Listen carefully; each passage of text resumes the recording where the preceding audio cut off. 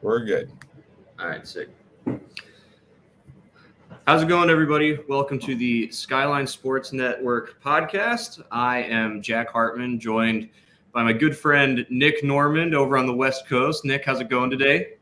Doing pretty dang well today, Jack. Beautiful day, beautiful Sunday here in California, and just happy to be talking about some sports with you today. Still not a lot of new stuff as we're in the dead of summer, but making the most out of some cool, interesting news with some big trades and big realignments that are happening. Yeah, absolutely. It's crazy. Today's going to be, a football episode, which we thought were going to be few and far between here, in the dog days of summer. But here we are. We've had some big action happening on the NFL side with this Baker Mayfield trade, and in college football with teams leaving and going to different conferences. And we're really looking forward to talking about that. But before we do, let's briefly talk about some NBA Summer League. So we're here. The Summer League is happening. I think we're about a week in now. Most teams have played at least 2 or 3 games. But let's talk about some of these lottery picks here that have gotten to play. Nick, who's been sticking out to you so far? So for me, I would just say that the two that I've watched the most film of as far as in Summer League in the couple of games have been Chet Holmgren and Paolo Banchero. They are just obviously two of the highest picks in the draft, being the first and second overall pick.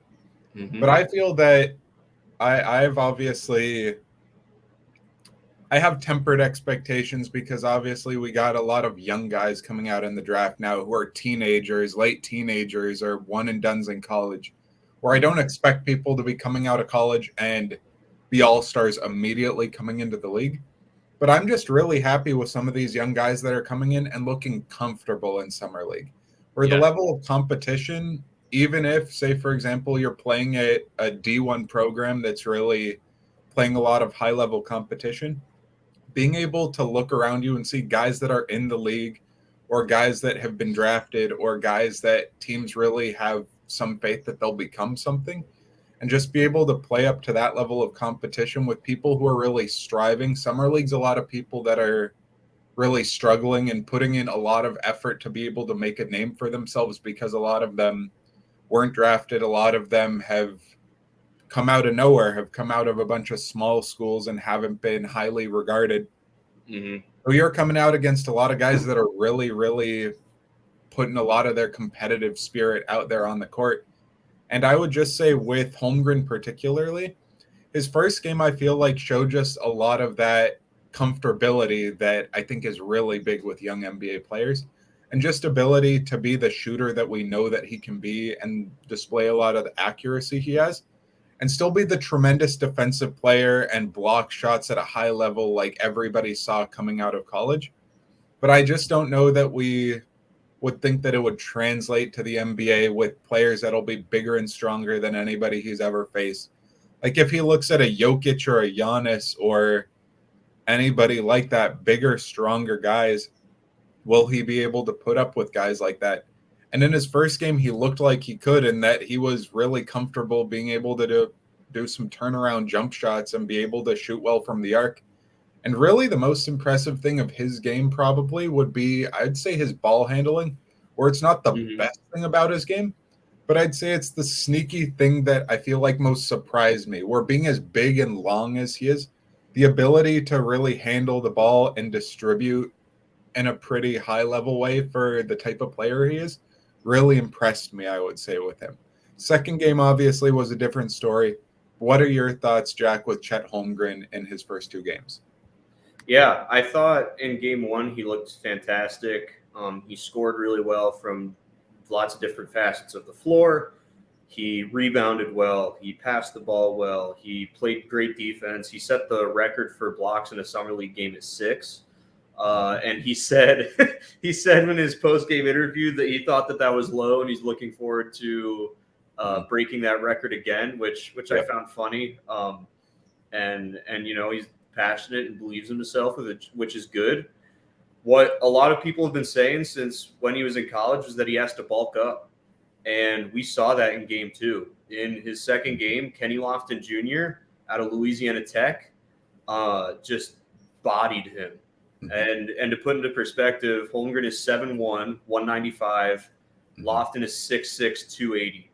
And Lofton showed us how, regardless of what your size is, how you beat Chet Holmgren. It is you put your body into him, you force him to be physical in the paint, and he just does not weigh enough to be able to play defense like that. So, you take those blocks that he had that were great blocks, and in game 2, Lofton was like, well, I know how to protect the ball from getting blocked from me. I put my butt into him, I back him down, and he has no stability, and I can get to the bucket easily. So it's a concern for sure. And I think that the Thunder now see that and are going to be working with him, get a trainer with him to help him bulk up, get to that 220 level, hopefully by the time that the season starts, because it needs to happen. He looks fantastic offensively. There's not a concern in the world for what he can do on the offensive end, but defensively against bigger opponents, like you said, Jokic, Giannis, Bam Adebayo, Jaren Jackson, the guys like that, there's going to be some problems here in the start, and he'll need to bulk up. But I also think he'll need to learn a different way of playing defense against those guys than he's used to playing in college, because even the big guys in Division I basketball, they aren't that tall, and they don't necessarily weigh 280 like Kenny Lofton does. So I think there was a good learning experience for him, especially after his comments that he made after the first game. I'm sure it was very humbling for him. And I'm sure, the kid's got a strong work ethic. He's gotten to this place for a reason, and I'm looking forward to see how he responds. Definitely. With Kenny Lofton Jr. particularly, he was not a highly touted prospect coming out of college. And no, man, when you look at him on the court, he looked big and strong and physical. And although he's not as tall as bigger, stronger players in the league right now, man, he played with some toughness, some grit, and just was able to put a shoulder into Chet Holmgren. And man, when you look at him on the court, he looked like a legit NBA player. Maybe not somebody who would be a perennial starter on every single team he'd be on potentially in his career, but he looked like a really great NBA player. That caused me to look back at some of his college tape. And in all honesty, he looks completely different from what he did in college, which was crazy to me. Where obviously, like you said, 280, and no matter what height anybody is, 280 is a big weight for anybody. Yeah. If you're 6 feet tall, if you're 7 feet tall, 280 is a lot of weight to be carrying on any frame. But man, coming out of college, when I looked at his college tape, he was a bigger guy where it didn't look quite as much like muscle, where it just looked like it was big, it was weight, it was weighing him down. And although he looked like he was able to move all right, considering the weight and the body type, he looked like a different guy to me in this summer league matchup that he had against Chet Holmgren, where he didn't look like he was moving slowly. He looked like he was backing him down in the post and able to make some turnaround jump shots that just looked easy for him. He was just able to bump him back and be able to make some shots that looked easy. And that's really impressive for a guy that I don't believe he was drafted, if anything, second round, but not highly regarded by several scouts. Yeah, I think my potential career arc NBA comp for him, if he loses a little bit of weight and just gets a little quicker, could be like a PJ Tucker, like a guy that is just there, is a scrappy guy. If you want to play super small, he can be your power forward or center. Especially in an NBA that the three-pointer is valued so much, and you see more and more teams playing small ball, that could be what he does. Yeah, it gets a little quicker, is just a passionate defensive hustle guy, and I think you're exactly right that he looks less weighed down than he did, more strong than weighed down compared to his college tape at Louisiana Tech, for sure. Yep. Go ahead. Yep, I was just going to say, as far as Chet Holmgren, between games 1 and 2, I watched game 1, and my thought process after game 1 of Summer League for Chet Holmgren was, man, that was impressive. It was exactly what you saw in college as far as the high-level play of Chet Holmgren. It was being able to shoot from the arc, being able to make some backdoor cuts to be able to get to the rim, being able to handle the ball pretty well in some circumstances for his height, and being able to move pretty dang well, all things considering, for the style of player that he is. It was impressive. And considering the stat line, his stat line was incredibly impressive in a first summer league game. But that was against a Utah Jazz team or a Jazz summer league team that had one player on the entire team that was drafted. Every other player on the team was undrafted on that team. And generally speaking, not a high-level summer league team when it comes to like this Thunder team that Chet Holmgren has joined.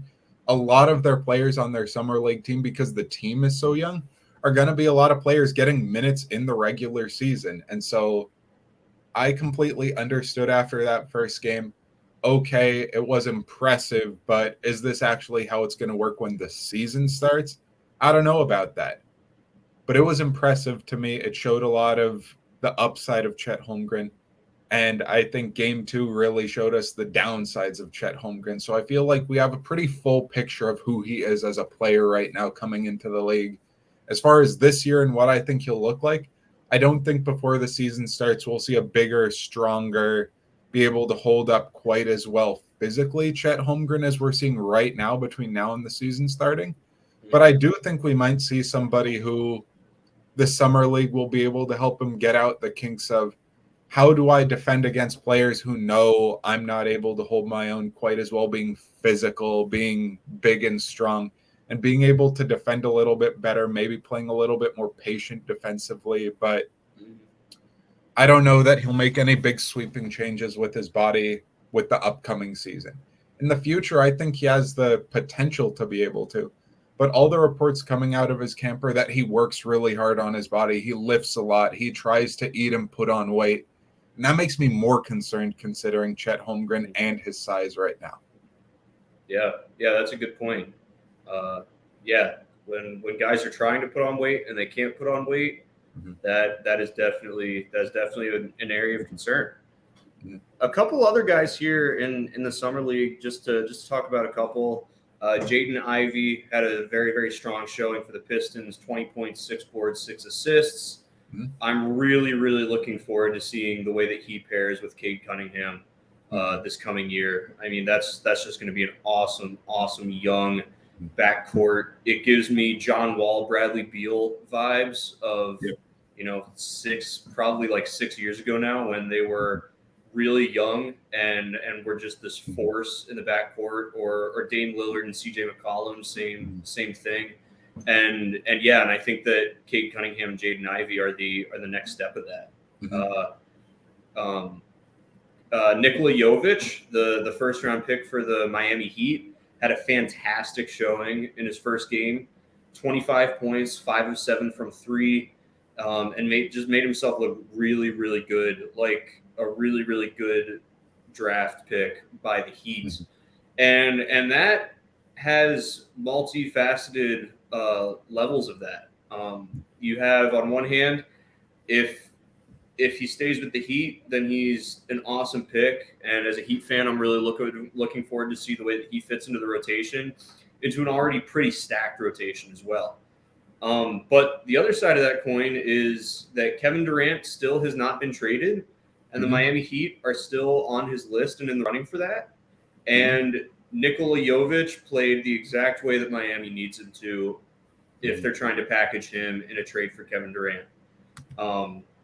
He looked fantastic, looked like a young guy that can develop into something really, really well. And with Brooklyn, blowing everything up and starting from scratch again, he looks like he's got great promise as somebody that they could acquire in that trade potentially and build around. Definitely. And even if they don't trade him, which Miami's not one necessarily to trade assets and get star players at this point. I know years ago with LeBron and obviously the super team they had there. Obviously, they made trades often to be able to acquire the players they did. But with this team, with Jimmy Butler, with Bam Adebayo, the core they have and the defensive core they have, I would say that actually Nikola Jovic is a really good complement for the hole that they have in the scoring need they have as far as the volume of scoring that he had in this summer league game. And as far as the player that he can be, having a scorer added to a team that is really defensively strong and able to really hold up against anybody defensively, but doesn't have that premier score. Although Jimmy Butler's a tremendous player and a star in this league, maybe not a superstar, but a star, Jimmy Butler isn't somebody who's going to be getting you 30 points every night. In the playoffs, he raises his level up and can score at that level. But to really not have a complement in Bam Adebayo, who doesn't take on the offensive role, especially in the playoffs often enough, they really need that second scorer to be able to help close. When Jimmy Butler in this last playoff showed he's not necessarily the closer you want offensively on your team. Yeah. I mean, in the playoffs, Jimmy Butler is a whole other player. Playoff Jimmy is a force to be reckoned with, for sure. But you're right, with the inconsistencies sometimes of Tyler Hero, Duncan Robinson, it would definitely be nice if the Heat don't go and get Kevin Durant, who might be the greatest offensive player that the league has ever seen.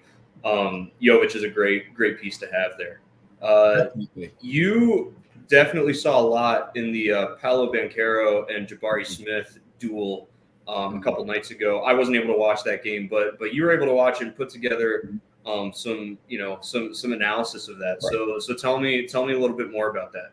Right. So both of the players, I would say, in Jabari Smith and in Paolo Banchero, both of them are just such big, smooth athletes, is what I would say.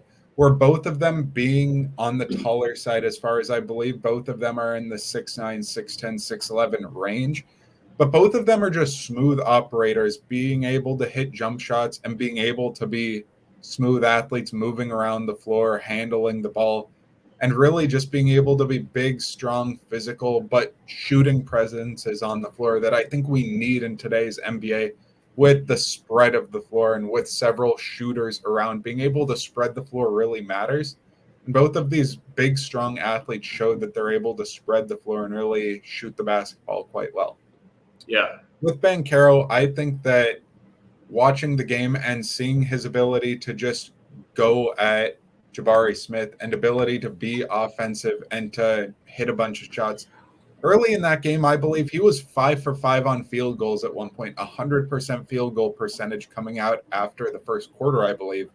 Mm-hmm. And he was just making things look easy. He'd just pull up at the three-point line. He'd drive in, hit a jump shot. He was just looking really smooth, really comfortable, trying to show why he was the number 1 overall pick, and really just being a tremendous basketball player who, although his field goal percentage didn't show it at the end of the night, he was a really tremendous player. He put up the stats of 25 minutes, 17 points, 4 rebounds, 6 assists, 1 steal, 41.7 field goal percentage isn't great, but he was 2 of 3 on 3-point percentage. So he was hitting 3-pointers pretty dang easily. He hit 2 out of his 3. So pretty dang good. Showed that he could score when he was taking the offensive and really is going to be something in this league. I think his floor is quite high, and I think he's just going to be a very good basketball player for a very long time. Jabari Smith, very good player as well. 31 minutes, 10 points, 7 rebounds, 3 assists, 1 steal, and 40% field goal percentage. Neither of them were really efficient the other night, being both around 40% from the field, but both of them were really smooth, made plays, both of them good numbers of assists and rebounds, and really had nice all-around nights. Banchero, though, part of what made it more impressive was 17 points in 25 minutes as compared to Jabari Smith's 31 minutes and only 10 points. Really just showing that he came out aggressively and really was a tremendous player, even though it wasn't a high-pressure situation, not a regular season game, but really showing why he was that dude and coming out and being aggressive in the summer league. Any thoughts that you have about either of these picks? Any film that you saw previously before they played? Anything you've heard coming out after these games? Yeah, I saw some highlights of Banchero after his first couple games, and he just looks like he has so much confidence. Like he feels. Everybody thought that he wasn't going to get taken number one. Everybody thought that until like the day of, it was Jabari Smith is going number one, then number two is Chet Holmgren, then Houston's going to get Banchero. But the Magic took Banchero anyway, which nobody saw coming. And he plays with the poise and the confidence of a guy that's like, yeah, you should have been saying that I was number one the whole time. And he looked fantastic. I, as a Syracuse fan, saw him a lot in college, saw him the most. I watched the entirety of ACC tournament game between Syracuse and Duke that Syracuse almost upset them in. And he looked good. Every time Duke needed a play, they went to him and he went and got it. And of the tape that I've seen here in these first couple summer league games, he looks the exact same way, only more confident, which is scary because he looked insanely confident at Duke. So really, really looking forward to see what he can do. Hoping that this is finally the spark that the Orlando Magic need. They've had a lot of high draft picks here the last few years and haven't really seen much yet. So hopefully he can finally be the spark to start to turn them around. Him paired with Cole Anthony at the point guard. I think that they still have Markelle Fultz who they traded for, who Franz Wagner, who they drafted last year. Yeah, has like a good player as well. Yeah, so they've got young talent. So hopefully this is the start. This is the start of getting the ball rolling for them. But we'll see. Yeah, definitely. Moving on to our next segment, though, Baker Mayfield was traded from the Browns to the Panthers. It felt like we knew this was coming. There only seemed to be two real suitors for Baker Mayfield in the Seahawks and the Panthers throughout the several weeks that were coming up to this point. But there were obviously conflicting reports with the Seahawks if they were interested or weren't interested, with several people saying that they're making a push for Baker Mayfield and several people saying, no, they want Geno Smith and Drew Lock to duel this thing out.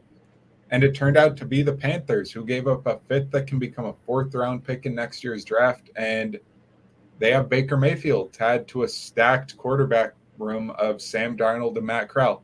Maybe not stacked as far as quality, but you have a bunch of guys who are drafted who people think highly of as far as they, at least coming out of college, were high picks or had qualities that looked to be they could be starting quarterbacks in the league. And so with this three-headed QB room in Carolina, what are you thinking Baker Mayfield adds there to the Panthers? I think that Baker Mayfield, I think the Panthers did the exact right thing for their team by going and getting Baker Mayfield. As a Browns fan, I'm happy that he's gone. There are a lot more to it than what people think when it comes to the whole Baker Mayfield situation. There have been a lot of more reports lately about him being hard to coach, him and Kevin Stefanski butting heads quite often. The biggest thing, and just makes me sick to my stomach, is the Green Bay Packers game that Baker Mayfield threw 4 interceptions. Wasn't Jordan Love the quarterback of the Packers for that? No, that was the Chiefs. That was Rodgers. You're right. That was Rodgers. The Browns only lost by 2 points, and Baker Mayfield threw 4 interceptions in the game. Report has just come out that he was home with COVID that whole week. They sent him the scouting report, and he didn't read it and was playing Halo with 15-year-olds the whole time. Oh my! A kid tweeted 2 days before the game, "I just played 10 games of Halo with Baker Mayfield, and he added me. What the heck?" Oh my goodness! Everybody's siding with Baker Mayfield in the whole when it comes to Baker Mayfield or the Browns. I think a lot of that is because of the bad, sticky situation with Deshaun Watson, and that's why a lot of people are like, "Oh, well, Baker is so much better." as a Browns fan, I can say that he wasn't. Anyway, that being said, from the Panthers side, this is phenomenal to me. I am a firm believer in rookie quarterbacks not playing in their first year, unless for some reason they have to. If you look all throughout NFL history, you look at these like dynasty quarterbacks that didn't play in their rookie season. You have Aaron Rodgers, who sat behind Brett Favre a few years. You have the most recent big one is Patrick Mahomes, who did not play at all in his rookie year. Sat behind Alex Smith. Then the Chiefs moved on from Alex Smith. Mahomes stepped in and took him to, has taken them to however many straight AFC championship games. So but then you also look at ones like Sam Darnold, for instance, who got drafted by the Jets and was asked to save that franchise right off the bat. And he couldn't do it. And I don't blame him entirely. I don't think he was as good as a lot of people said coming out of college, but I don't blame him for the Jets not succeeding with him because he didn't have anything around him. So all that to say, the Panthers this year had a pretty high draft pick, and they made a perfect pick in getting Ike Ekwonu. I have gotten to see him just absolutely destroy Syracuse as the left tackle for NC State these last few years, and he just is fantastic. So anyway, I keep getting off topic. For the Panthers to go get Baker Mayfield was exactly what they need to give Matt Corral a year to just learn how to be a professional, right? Like now you're getting, with NIL, everybody's getting paid to play now, but more, like really getting paid to play and a lot more popularity, a lot more, media and stuff like that. Give him time to just settle into that. Let Baker Mayfield do the job. I think that the Panthers have one of the more underrated offenses in the NFL. They're the wide receiver when healthy for sure. Yes. I would never draft Christian McCaffrey in fantasy because I know I'll have 8 weeks of him tops. But in the wide receiver room, Robbie Anderson, DJ Moore, Rashard Higgins. Everybody's forgetting that the Panthers got Rashard Higgins, who was Baker Mayfield's favorite target when he was at the Browns. That's going to be a big connection that he's already going to have before even getting to know the team. He's already going to have that connection there. I think that Baker Mayfield will elevate the capacity of this team to run down the field offense well. The Panthers and the Steelers had very similar down the field offense last year in that it was non-existent. Now, it was non-existent for different reasons. For the Steelers, it was because Big Ben couldn't throw the ball far enough. For the Panthers, it was that Sam Darnold was 31st in accuracy on the deep ball in 2021. In 2020, when the last year that Mayfield was healthy, the year that the Browns went to the playoffs, he was third in deep ball accuracy. DJ Moore last year was fourth among wide receivers in the NFL on missed deep balls because he was getting by the defense and Darnold couldn't get the ball to him. We'll see. Maybe it won't be that much different than Mayfield, but I think that could be a really, really big bonus, and it really does open up the offense. Mayfield does have a strong arm, especially for a guy of his size. So True. I think, and Dan Orlovsky said, I think he was a little bit too bold in what he said about the Panthers this year, saying that they're a wild card team with Baker Mayfield. I don't know about that. I can see them winning 8 or 9 games. They play the AFC North and the NFC West, two pretty tough divisions this year. So they don't have it easy. But I think that this is a great move by the Panthers. They're paying Mayfield, like $9 million to play one season for them on a rental while Matt Corral gets to know the reps. I think it was a great move by them. Definitely. I can get behind a lot of what you were saying there, Jack. As far as Baker Mayfield and the Panthers, I think that, like you're saying, the cupboard is full right now for Baker Mayfield with the Panthers. I really quite believe in the Panthers' weapons, and offensively, they have a ton of talent, not just at the receiver position. with Robbie Anderson and DJ Moore, and as you were saying, Rashard Higgins, you also have guys that have been very quite good players in this league, or players with a lot of potential talent. At tight end, Tommy Tremble, who last year was a rookie out of Notre Dame, showing his blocking ability and ability as a tight end to receive as well. Ian Thomas in the tight end room, not a flashy name, not a name a lot of players out or people outside of Carolina know or out of fantasy football would know. But Ian Thomas, quite a nice tight end who had maybe a couple hundred yards receiving last year. And in the running back room, CMC, Chuba Hubbard, Donta Foreman as well, under the radar pickup from Tennessee last year, who had a really nice year with Tennessee. A lot of really good players. And last year's second round draft pick for the Panthers, Terrace Marshall Jr., 6'2", 6'3" range, ran a 4.4 40 out of LSU. We know LSU produces a lot of high-level receivers, and especially in the Joe Burrow era, Terrace Marshall looked like a really nice player coming out of college, and he hasn't really shown out quite yet with the Panthers. But as a deep threat receiver with a big frame, with a lot of speed, in a room with a lot of players that can do that, I think the cupboard is full for Baker Mayfield. And like you're saying, this could be a down-the-field type offense with a nice run game with a 1-2 punch of Hubbard and CMC and maybe even a little Donta Foreman for some power in there. I think that it's an interesting offense, especially since they figured out the left tackle position, as you said, with Ike Ekwonu. Baker Mayfield, I think, is a really, really nice player as far as, do I think he's a quarterback that you want to have on your team if you're one of the bottom half of the league teams, I would say.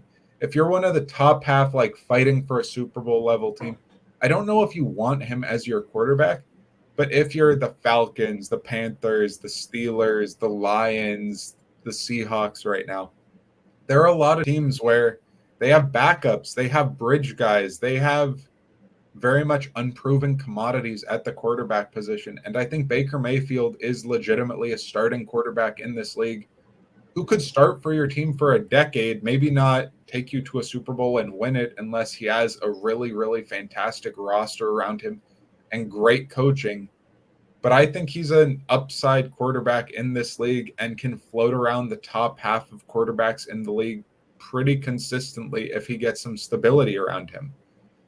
I would say with the Panthers too, something that I feel like is going to be more of a problem for Baker Mayfield, his offensive coordinator. They just fired their offensive coordinator last year in Carolina, and this year their offensive coordinator, coming off a year out of football, is Ben McAdoo, and that's really, really a problem for me for Carolina, where they have a lot of weapons, a lot of talent, improved O-line, improved quarterback room, I would say. And Ben McAdoo is the one trying to head up the ship for an offense that was really stale last year. Yeah. I think that Baker Mayfield is going to end up having a career a lot like Ryan Fitzpatrick. I think that he's not the type of quarterback that you try to build your franchise around. And I think that that's what the Browns realized. And I think a lot of people think that the Browns, sold out on Baker Mayfield, when really is just they realized we can't build a dynasty competing in the AFC North, or winning the AFC North and competing in the AFC team with Baker Mayfield at quarterback. But I don't think there's ever been a team that thought they could do that with Ryan Fitzpatrick either, But he still seems to get, now that he's retired, but he still seemed to get jobs bouncing around from team to teams that are, like you said, sort of middle of the pack, just to sort of hang out for a little while until they draft somebody or trade for somebody that they really feel, no, we can build around this guy. And I think that's not a terrible place to be. I mean, I think that Mayfield is, good enough that he can bounce around from team to team for 2 or 3 year stints and, have him competing for wild card spots and, doing frisky stuff to ruin seasons in weeks 17 and 18, that teams aren't going to be expecting, like the Jaguars beating the Colts this last year. And we'll see what happens for him. As a Browns fan, have to say thank you to Baker Mayfield. There are not enough Browns fans that are doing that, at least, because he did get us to the playoffs, get us a winning season to the playoffs, and an awesome playoff victory over the Pittsburgh Steelers in Heinz Field. If the Browns were only going to win one playoff game in 25 years, I think that's the one that all Browns fans would pick. So, as a Browns fan, I have to say thank you to Baker Mayfield for what he did, and I'm absolutely looking for the best for him after Week 1. Because Week 1, the Browns are paying Baker Mayfield $500,000 to compete against them, as the Browns are playing the Panthers in Week 1. So from Week 2 on, nothing but the best for Baker Mayfield. Perfect, Jack. Yeah, and that actually segments into a little game that we are going to play here, where basically what we're going to do is I'm going to give you each and every game one at a time for what the Panthers are going to be facing up against this year. And we're just going to do a little win-loss, what we think their record's going to be at the end of the year. Obviously, like you just said, they're playing the Browns Week 1. But let's just go through and talk a little bit of what their record's going to be, we think, right now. So, looking at Week 1, we have the Browns, obviously. And I'm pretty sure that you're thinking what I'm thinking, that Baker Mayfield and the Panthers may have a little bit of a rough time there. But what are your thoughts with that game? Yeah, I think regardless of who is behind center Week 1 for the Browns, that Cleveland wins this game. I say that one as a Browns fan that will never pick against. Well, no, I will pick against my team when I feel it's appropriate, but this is not one that I feel is appropriate. I think Ike Ekwonu, though he's a huge upgrade for them at left tackle, is going to have his hands full with either Jadeveon Clowney or Myles Garrett, depending on which side they're on Week 1. And if so, you have the other one coming off the other side. I think Baker Mayfield is going to take a couple games for him to set in. So I've got the Browns winning Week 1. Got it. I would agree probably, but I would say this is a sneaky game for the Browns, a little Baker Mayfield revenge. And I think early in the season, bad teams really have nothing to lose and they don't know they're bad yet. So could be a sneaky game for the Browns. That would actually be a very watchable little Baker Mayfield versus the Browns game. I think that the Browns are going to win, but could be a nice sneaky game there. Week 2 against the Giants in New York. If Carolina loses this game, then they're going to have some serious concerns about was getting Baker Mayfield the right call. Right. The Giants they're bad. There's no other way to go to say it. I mean, you have Daniel Jones at quarterback. How good can you be? Yep. So I've got them winning this one. Yep. I agree with you there. I think New York has not enough corners to be able to cover the receiving core of the Panthers, and I think that is the Panthers' first win. Yep. Week 3 at the Saints. Yep. Week 3. No, they're hosting the Saints Week 3. Yep. No, you're right. They are hosting the Saints Week 2. This will be an interesting game. I think the Saints win. But I think like the game against the Browns, it'll be a very good, fun, watchable game. I think it's the 1 p.m. game. It's a 1 p.m. game on Fox. That might be the Fox 1 p.m. Nationally televised game. Because I think you will see how Jameis Winston is coming back from injury. We'll see how Michael Thomas is coming back from injury. I think it's going to be a good one. I think the Saints win, but I think that's going to be a very competitive game. Got it. I actually will take the Panthers here. I just believe that the Saints are going to be still pretty banged up as far as Michael Thomas and Jameis both coming off of injuries, even though Michael Thomas didn't play. And Jarvis Landry had a pretty injury-filled season last season. And when you're not able to really train with your quarterback to be able to build up a rapport, I'll actually give this one to the Panthers. I still don't love their cornerback core as far as I think that's going to be the big matchup, because I think the Panthers offensive line is going to be able to handle most D-lines pretty well, at least moderately well. But I think their receiving core is going to be a mismatch a good bit against a lot of teams. And so besides Lattimore, I think that there could be issues as far as for the Saints. So I'm actually giving this one to the Panthers, even though it's at home for the Panthers, and the Saints are just a really good team all around. I think early season, the Saints could have some issues. Late season, I think they'll settle in. But on to week 4, it's a 4:05 game, and they are hosting the Cardinals. I like the Panthers in this one. I think Really? the Cardinals are going to have significant regression this year. On defense, they lost Chandler Jones, who, shout out to the former Syracuse Orange, is just he's one of those dudes that is a defense changing guy. DeAndre Hopkins will still be suspended at that point, which means that their wide receiver 1 is going to be Hollywood Brown. And I really like the J.C. Horn against Hollywood Brown matchup there in J.C. Horn's favor. They lost a few of their running backs. They held on to James Conner, but lost some of their others. And I think the Panthers have a really underrated front 4.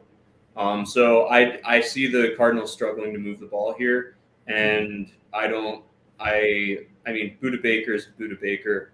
But again, I think they also don't have the defensive secondary to keep up with the firepower at receiver for the Panthers. So I've got the Panthers winning this one, especially. At home, I actually like the Cardinals going on the road to beat the Panthers. I just think early season Kyler Murray, a really healthy Kyler Murray, is going to just tear apart the Panthers, who have a pretty nice defense. But I don't know if they have anybody at linebacker who's really going to be able to contain Kyler Murray's running, especially healthy early season Kyler Murray. We know late season that the Cardinals collapsed, but early season, they've been tremendous teams the last couple of years, at least like giving people really competitive games. And I think a week 4 Cardinals team is actually going to be quite annoying for the Panthers, to say the least. At home, week 5, 4:05 game again, hosting San Francisco. I'll just say this quick. I think this is an L. I think San Francisco, even on the road, even with their cornerback core, I just think they're a better, more well-run, just going to be able to run the ball straight at the Panthers kind of week. And I don't know if the Panthers defense is going to be able to do much about that Kyle Shanahan run game. Yeah, I agree. Not much to say there. Niners win it. I think we can say the same thing about the next week at SoFi against the Rams. Rams win that one. Week 7, hosting the Tampa Bay Buccaneers. I also think that this is an L, and there's not much to talk about. But again, could see this being time for a Frisky Baker, and maybe competitive, but definitely a Buccaneers win in my opinion. Definitely, I'd 100% agree there. Week 8 at Atlanta against the Falcons. I will just say I think the Falcons are going to be a dumpster fire. I don't like much of anybody on their defense outside of A.J. Terrell. I think Kyle Pitts is awesome. I think Drake London's a really nice receiver that they got. He's had some injury issues, but Marcus Mariota is your quarterback. And their O-line, even though they've drafted a lot of first-round guys and a lot of highly drafted guys to that Falcons O-line, it's still just not very good. It's not good. Even with Mariota, who's more mobile than Matt Ryan, I would not take Mariota over Matt Ryan really ever up to this point. And so I think the Falcons are going to be a dumpster fire and get whacked here week 8 at Atlanta. Yeah, I agree. Panthers win week 8. I think the Panthers will probably sweep the series against the Falcons. I could see the Falcons going 0-17 this year. Yep. We'll see. But yeah. And week 9 at Cincinnati, I think this is going to be an awesome wide receiver style game where the Bengals receiving core is tremendous. It's really scary. I think that with an improved O-line, they may be able to handle Brian Burns, who's a tremendous edge rusher for the Panthers. I think the Bengals are going to have their hands full a good bit with the defense, but I still think the defending Super Bowl participants from the AFC are going to be really good in the Bengals. And so just a better overall team right now with Joe Burrow torching Baker Mayfield, even though it's been a tougher matchup Browns-Bengals for the Bengals. But this is a Panthers team that is going to be trying to play in Cincinnati in November. I'll just give it to the Bengals right there. Yeah. And I also don't see Christian McCaffrey lasting this long. So, and I will take Joe Mixon over Tuba Hubbard in that matchup. So 100%. yeah, Bengals win there. Week 10, we already touched on. The Falcons are going to get blown out again by the Panthers. Week 11, Panthers at Baltimore. Yeah, just an L. I think Lamar Jackson's going to be right in the groove of things in November. I don't think he's going to be very injured. I think a bunch of their injured players are going to be either coming back right then or are going to be a good ways back already and have going to be in or have going to have been playing a couple of weeks up to that point. Baltimore is just a better run organization. They're at home, better coached team. And Baker against Baltimore, that'll be an interesting matchup, but I think they've seen Baker and they know sort of what he is as a quarterback and how to defend him up to this point. And their cornerback room is a lot healthier, added some talent in there, and so I'm going to give this one to Baltimore. You? I like everything that you said, yet for some reason, I just have this sneaking suspicion that this is finally where Baker breaks through against Baltimore. I think he gets to see him with a different team, with a different coaching staff, different offense. Because though Baker Mayfield has, not beaten Baltimore consistently, he hasn't looked bad against Baltimore very much. I mean, I think about the Monday Night Football game in 2020. He looked really, really good. He brought him all the way back. Just unlucky, there at the end, the way it ended up. But the difference is that the Ravens are going to have to play different because he doesn't have Nick Chubb behind him. He might have Christian McCaffrey, but even if he does, that's a way different running back option than before. So they're going to have to play a little different. And I don't know. I just have the sneaking suspicion that the Ravens always lose one or two games that it doesn't make sense that they lose anyway. And I think this might be that one. So I'm taking the Panthers in week 11. Wow. Week 12, we have hosting the Denver Broncos and Russell Wilson on a new team. He'll be in the groove of things by week 12. I'll just take this one first. I don't know what it is, Panthers, Broncos back in the Super Bowl in 2016. Man, for some reason, I feel like this is just the game where the Panthers, for some reason, will sneak a win against a really good team in what I think the Broncos are going to be. And in all honesty, I love Russell Wilson as a QB. But last year, even before the injury, we saw some deterioration in Russell Wilson's game. And by this point in the season, I don't think they're going to be hot and fiery and they're going to be trying to show everybody they're this brand new team like the beginning of the season. And I think coming across the country to Carolina, this is just going to be a sneaky Carolina team that Baker's going to ruin somebody late in the season, where I don't love Baker as a quarterback, but he's gritty and he's going to win a game that he really has no business winning. And I think against Russell Wilson and the Broncos at home could be that game. So I'm going to give this one to Baker and to the Panthers. Yeah, I think that everybody's way too bullish on the Broncos right now. But that being said, I still think they win this one. I think you and I just we have the exact same feeling, except for me, it's against the Ravens in week 11. Yeah. And for you, it's the Broncos week 12. They've got a bye in week 13, but week 14, they are in Seattle, which I think we both can agree is probably going to be a W. I think Seattle has a really good shot to be like a 2-15 team. I think they're losing a ton of games this year. Drew Lock and Geno Smith as your quarterback room. I think for Geno Smith, when we look at Geno Smith last year as the quarterback for this team for a lot of the season to this season, I think it's going to be a really similar looking team to a big degree. But, I think their O-line's going to need some adjustments as far as they're going to be a lot younger, a lot different players. Dwayne Brown just got arrested, and he was their left tackle last year. Now they have Charles Cross, who came out of – wasn't Ole Miss. It was It was one of the schools in the South. Oh, it was Mississippi State. That's what I'm thinking. Charles Cross there at left tackle, and they got their right tackle out of Washington State. That's going to be a young O-line that's going to take some adjustments. But I think the Seattle team's vying for a number 1 overall pick this next year. I don't know that there are a lot of worse teams in the league. I think it's them and the Falcons are going to be horrible. Yeah. And I think that then the Seahawks, that means the Seahawks will get their pick at whatever quarterback they want to take, number 1 or number 2, because the Falcons just drafted Desmond Ridder. So we'll see what happens there. But yeah, we're on the same page. Panthers, we've got them beating the Seahawks here. Yep. And up next is a game that I will definitely be watching, even though it may not be a great game with 2 great teams, but it is the Pittsburgh Steelers, and Carolina is hosting. So it's down there in Charlotte. I'm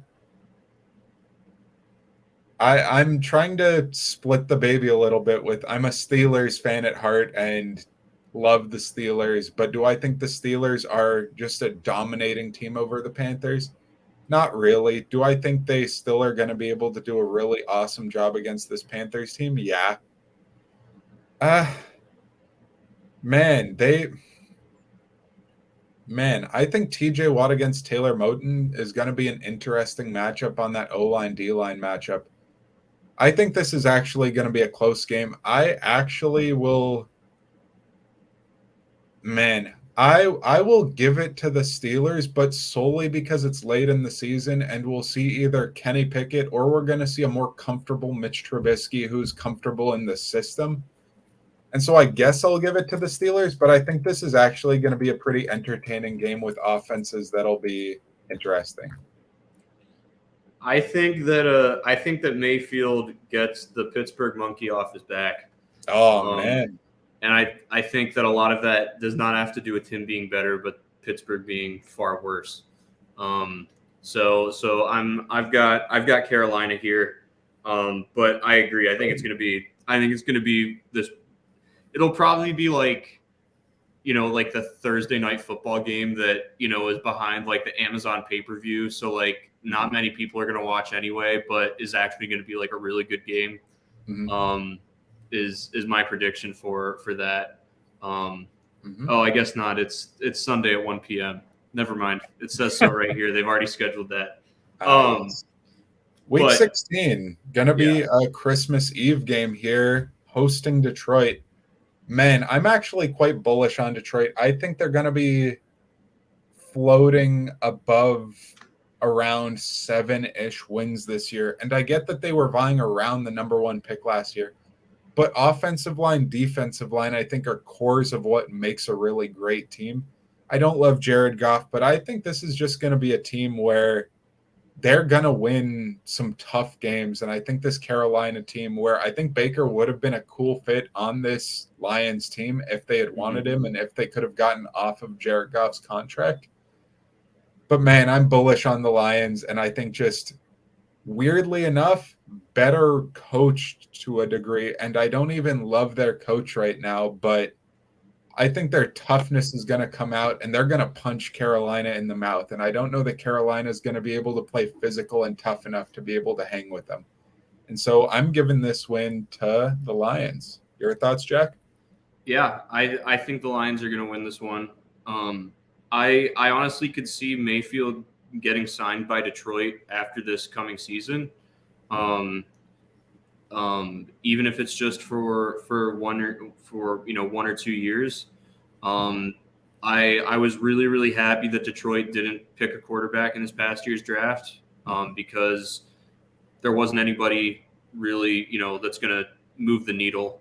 Or there's always a quarterback that moves the needle, but there wasn't anybody that it was obvious this guy is going to move the needle. And when you have the number 1 overall pick, then you get anybody. So I'm glad that they didn't feel like they had to take a quarterback. I thought they drafted great. And yeah, if depending on where they sit on the draft board next year, I could see them signing Mayfield. So if they don't feel like they're going to get anybody, but yeah, I've got Detroit winning that game. Week 17, they are at Tampa Bay, and Tampa Bay will win that game. Yes, sir. Yes, sir, they will. I 100% am there with you. I think that late season Tom Brady, he's never injured. He never really deteriorates at the end of seasons.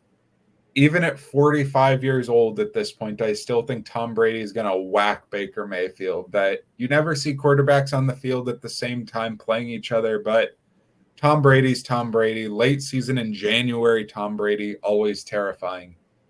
But yeah, I think we can go both just say Baker Mayfield is not beating Tom Brady playing in Tampa Bay in January. Week 18, this is going to be a game that could be flexed to either the 7th or the 8th, and it is at New Orleans. Mm-hmm. I think that New Orleans is going to be pushing for a wild card spot. And now, in my opinion, a much weaker NFC.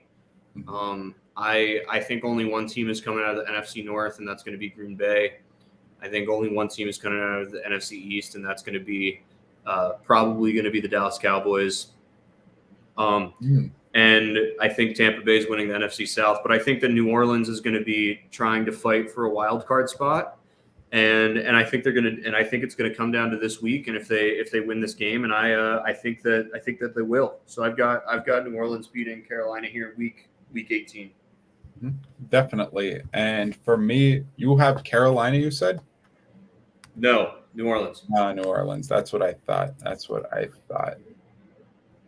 And I think the Saints are just a better run organization, sum total, I would say, than the Panthers at this point in time. And even with Jameis Winston and potentially Taysom Hill, that's what the heck his name is.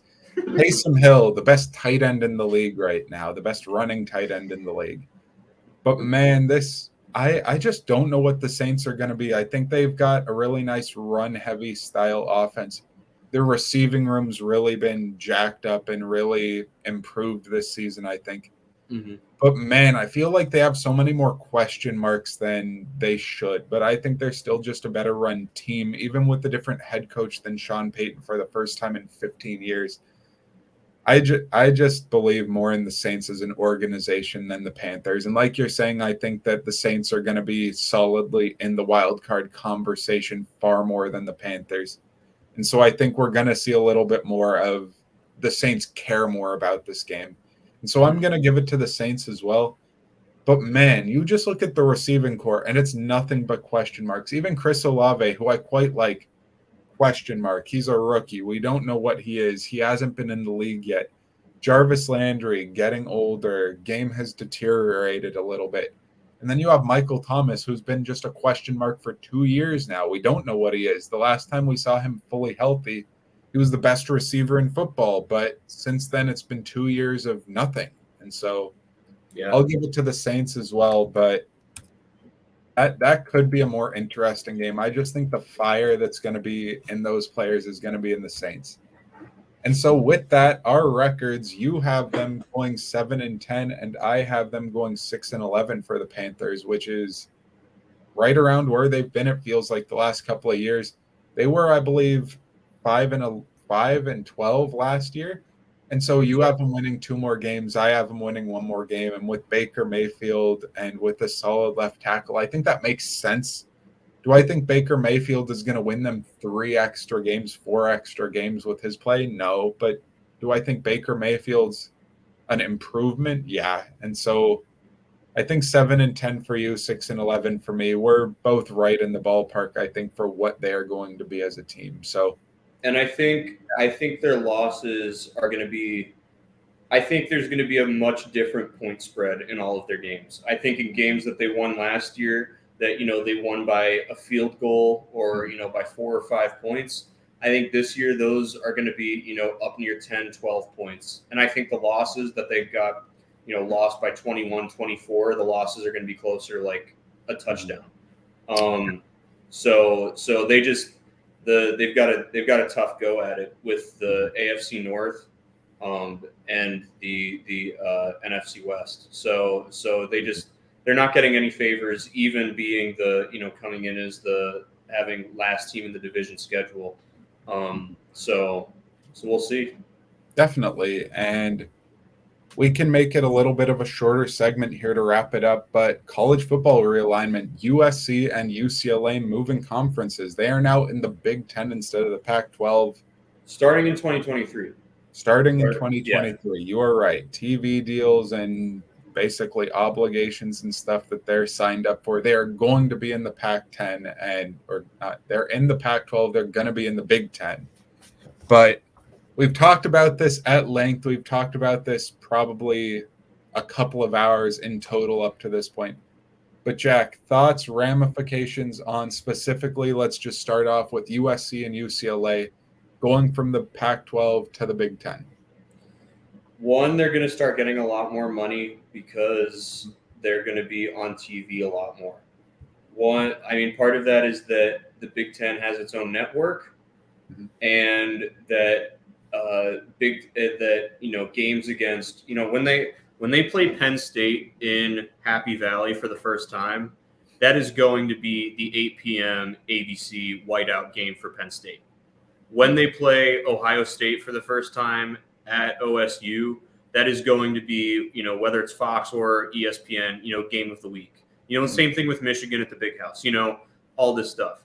So there's that. But also, they're going to be on TV a lot more because they're going to be playing in the Eastern time zone more, right? The number of times that everybody, at least here on the East Coast, forgets that the Pac-12 even exists for football is because their games are on at 10 p.m. Their primetime game of the week where you see UCLA, USC is 10 p.m., which is 7 p.m. out there, primetime game. But over here, nobody's going to watch that, right?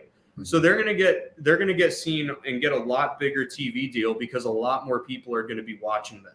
Because instead of it just being the West Coast that sees them on Saturday night, you're going to have the fans of them that are in the West Coast that will watch them at 4 p.m. and the East Coast that will watch them at 7 p.m. Eastern Standard Time. So that's going to be really, really big. The other thing is that this is the start of the end for what we know college football to be. And the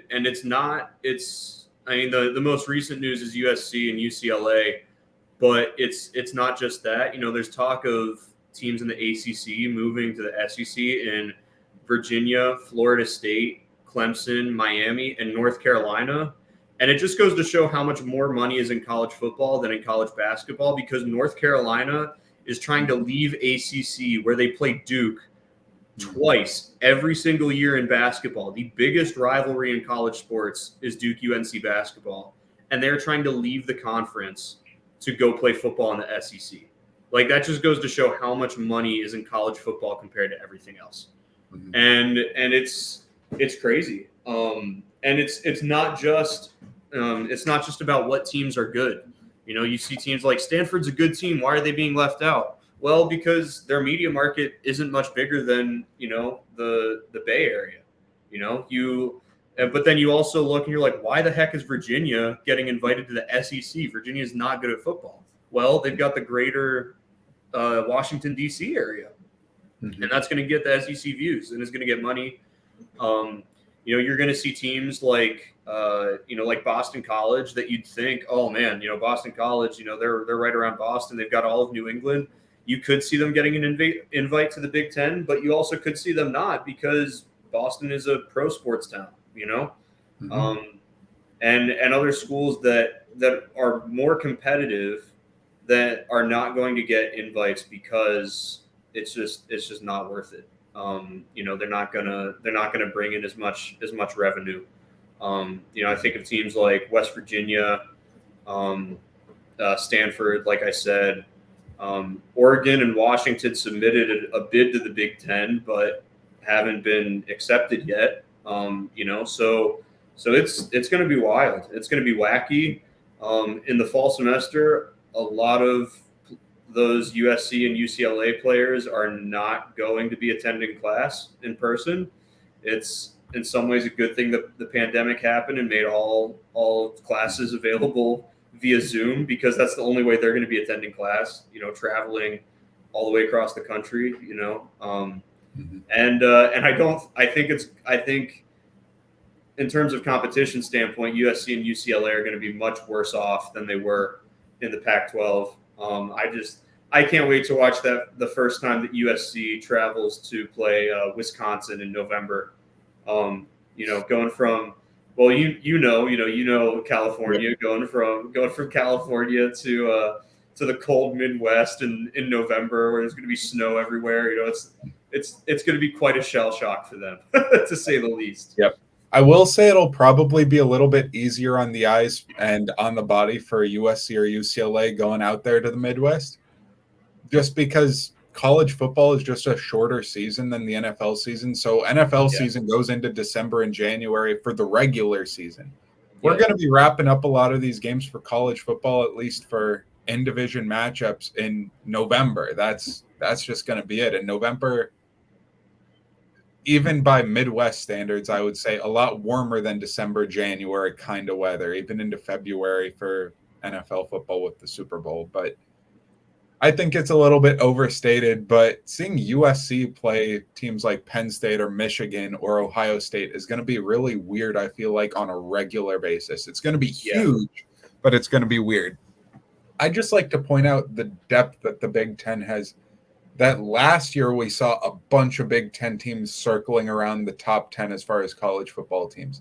Yep. Now adding USC and UCLA, there's just depth upon depth upon depth upon depth in the Big Ten. Schools like Michigan and Ohio State, who are in the college, Michigan was in the playoffs. Ohio State's a perennial playoff contending team. Michigan State, super competitive team last year. They beat Michigan. They were a really good team. Penn State, really good team. Maryland puts a lot of players into the NFL. Rutgers puts players in the NFL. Indiana puts a couple of players in the NFL. Not great teams, but they're not bottom feeders where they're not walkover weeks that you're just like, oh, yeah, we're going to beat them by 60. Yeah. The West Division 2, Iowa, Wisconsin, Minnesota's even been pretty good. Purdue's got players. Illinois' got every year Purdue is going to beat one of those teams that's a top 10 team. It just happens every year. Yep. You can always count on it. And even Northwestern, who's had pretty damn bad records the last couple of years, they've put really good players into the NFL the last couple of years too. Mm-hmm. There are just a lot of teams with a lot of depth, or the Big Ten, I'd say you can pretty confidently say bottom feeders of like Rutgers, Indiana, Illinois, Nebraska, Northwestern-ish.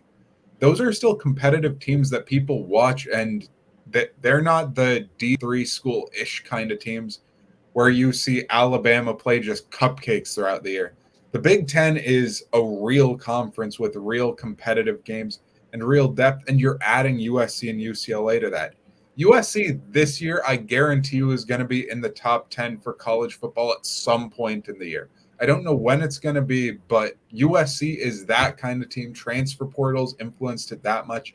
And in a really depth-heavy Big Ten, I think USC, even though they're not in the Big Ten yet, is going to be floating around there. And when they get into the Big Ten, you're going to see a really competitive Big Ten with teams striving just to get to the Big Ten championship, let alone winning it. Yeah, I think this is huge for the Big Ten. It's huge for those teams that are going to be making a lot more money. I'm concerned for the players. I really am. I joked earlier about, attending class, but it's true. So yeah, you have, Caleb Williams, who's going to be the quarterback at USC. It's not going to bother him very much because he's pretty much guaranteed a job in the NFL. But your, second or third string left guard, he's still got to get a degree. He's not guaranteed anything at the pro level. I'm concerned about him, and just well-being of players in general. I mean, think about most college Division I college athletes when they're in season, they don't have time to have much of a social life outside of their team. But especially now with the travel, and not just USC going east, but and UCLA going east, but the teams in the east that now have to travel west. It's a bigger deal for USC and UCLA because they're going to have to play probably 4 or 5 games, probably five away conference games No, math. 12 games, probably four away in conference games every year, and that's gonna be tough. That they're gonna have to travel that much. So I hope they find a way to make it worth it and make it okay for players to travel and still succeed, in life and just in their well-being. Yeah, academically, definitely. Students in college, even NFL potential, even college football players with NFL potential. You're in college and you're going to, if your grades drop enough, football goes away, sports go away. You got to be a student at the very least. What I will say, as far as what you were saying with the travel and with students really getting a hard time with it, at the very least, UCLA, USC are in the heart of Los Angeles, and LA has direct flights just about anywhere to most of the places that they're going to be playing. Michigan with Ann Arbor, there are direct flights to there, or Ohio with Ohio State. You're going to see a lot of these places where LA is just one direct flight. It's just going to be one shot. The team's just all taking one plane, one flight straight over there. And that's one of the benefits, because if you saw a team like Oregon or a team like Washington or teams like in Arizona or stuff like that, it would just be a struggle to be able to be hopping from plane to plane to plane and make it harder on the students, harder as far as travel. Because at the very least, what the Big Ten was before was teams in the Midwest. That's what it was. And they could drive even to places that they were playing. At the very least, USC, UCLA, in LA, just a one-shot flight for most of them.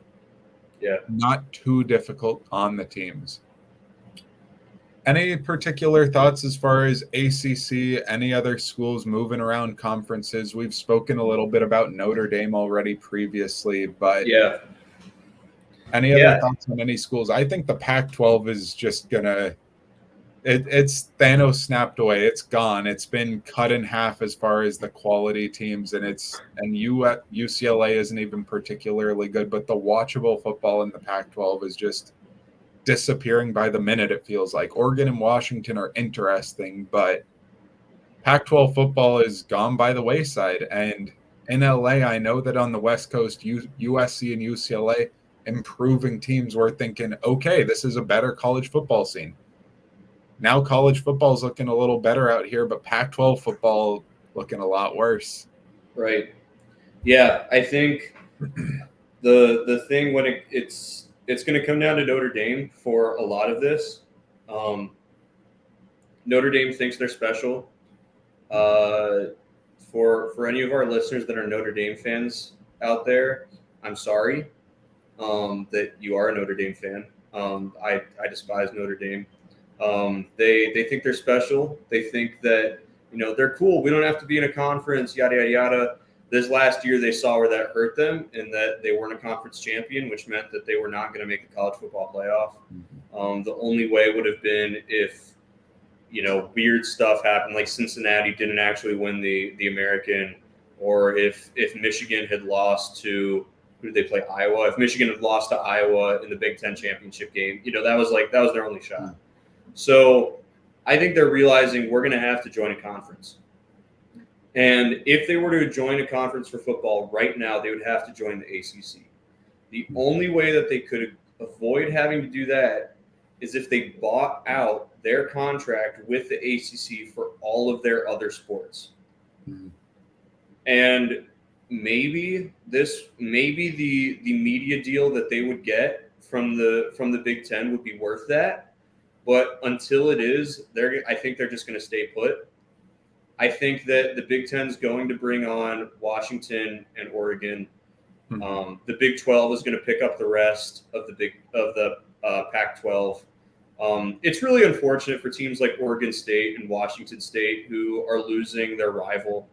I'm sure they'll still find a way to play each other every year. Maybe that the rivalry weekend, that's Thanksgiving weekend, they'll schedule each other as non-conference games to play that weekend, but still, it really sucks for them that this is happening. With the ACC, it's interesting. So the ACC had everybody sign on to a media deal that goes through the 2027 season, and starting in 2023, They are eliminating divisions and going into a pod system where there are pods of 4 teams. You play the 3 other teams in your pod every year, and then that leaves 2 other pods of 2 other pods of 4 teams out there. And then you can play each team more consistently. Syracuse has been the ACC for almost 12 years now, and they've only played the University of Miami once, which sucks, And that's the reason that the ACC changed this, because there was a spike when Syracuse was good, and now they're bad again. And they were bad before and they're bad after, and they never got the chance to take on Miami during that time, which, as a Syracuse fan, it would have been super cool for them to get to play Miami when they were good and potentially beat Miami. So, it's tough. But regardless of all that, so they're changing that. So the crazy thing is the SEC is trying to find a way to get Florida State, Clemson, Virginia, North Carolina, Miami out of that deal now. And it's not just the SEC is trying to work those teams out of the ACC. ESPN is talking about dropping their media net connection or their media contract with the ACC altogether. That is how drastic this is. How drastic it would be if those teams leave. If those teams leave, we have left is Syracuse, Duke, Boston College, Wake Forest, NC State, Virginia Tech. I think that's it. That's crazy. Louisville would be the other one. There's nobody there that ESPN is going to be like, no, we still want to have the ACC, right? So this could be wild. The ACC has, and it stinks too, as a guy that knows the ACC really well. This past year, the ACC was really competitive. And it wasn't just like, oh, it was a fluke year that Clemson didn't win at all. No, you had Wake Forest that won 10 games. You had Pitt that won 10 games. You had Syracuse go 5-7, which is better than they have for a while, and being really, really competitive in their games. You had Florida State started to look a little bit better this year. Louisville with Malik Cunningham looked good, and as much as the records didn't show it with the ACC, it was everybody was beating up on one another, and it was good competitive football, and we're going to lose that if this happens.